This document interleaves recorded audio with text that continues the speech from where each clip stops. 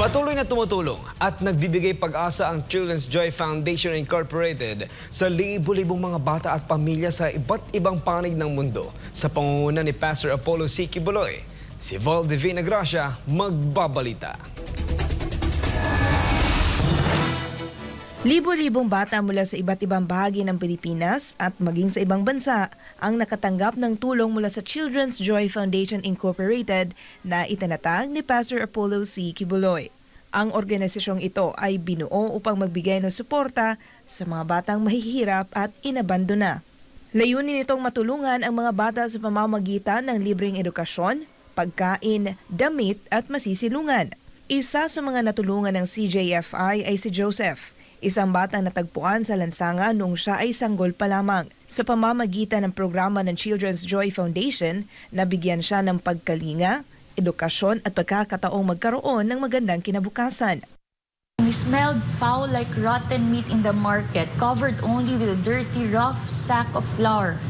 Eyelids still, barely moving, and counting his breaths. Nung nalaman ni Pastor yan, sinave po siya at saka nangako si Pastor na talagang tutulungan niya ang mga naghihirap, nagugutom na mga bata. Kaya po, andyan yung Children's Joy Foundation. Mula nang itatag ang CJFI noong 1998, lumawak ang saklaw nito mula sa Davao City patungo sa iba't ibang panig ng mundo at patuloy na nagbibigay ng pag-asa sa mga batang nangangailangan.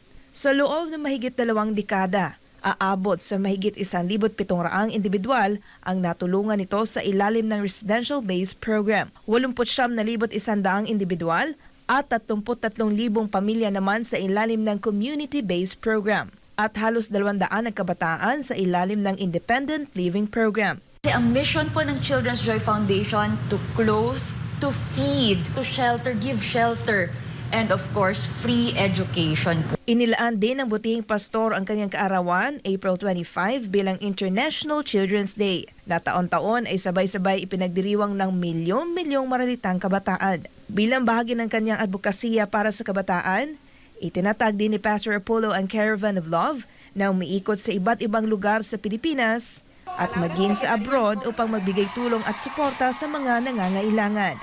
Subalit dahil sa political persecution na nararanasan ngayon ni Pastor Apollo C. Kibuloy bunga ng kanyang pagiging malapit sa mga Duterte, isang malaking hamon para sa mga kabataan at pamilyang tumatanggap ng tulong mula sa CJFI ang paghahanap ng suporta sa gitna ng mga pagsubok. Matatandaan noong nakaraang taon, ipinatupad ng kasalukuyang administrasyon ang freeze order sa mga ari-arian ng Kingdom of Jesus Christ, kabilang ang CJFI. Batay lamang sa isang reklamo laban kay Pastor Apollo C. Kibuloy. Sa kabila nito, patuloy ang panawagan ng KOJC at ng mga taga-suporta ni Pastor Apollo para sa hustisya. Hindi naman natinag ang butihing pastor sa kabila ng mga pagsubok at bagkos ay mas lalo pang pinagtitibay ang kanyang paninindigan sa paglilingkod sa Diyos at sa kapwa mga Pilipino. Para sa Diyos at sa Pilipinas kong mahal, ako si Val Divina Gracia. SMNA News.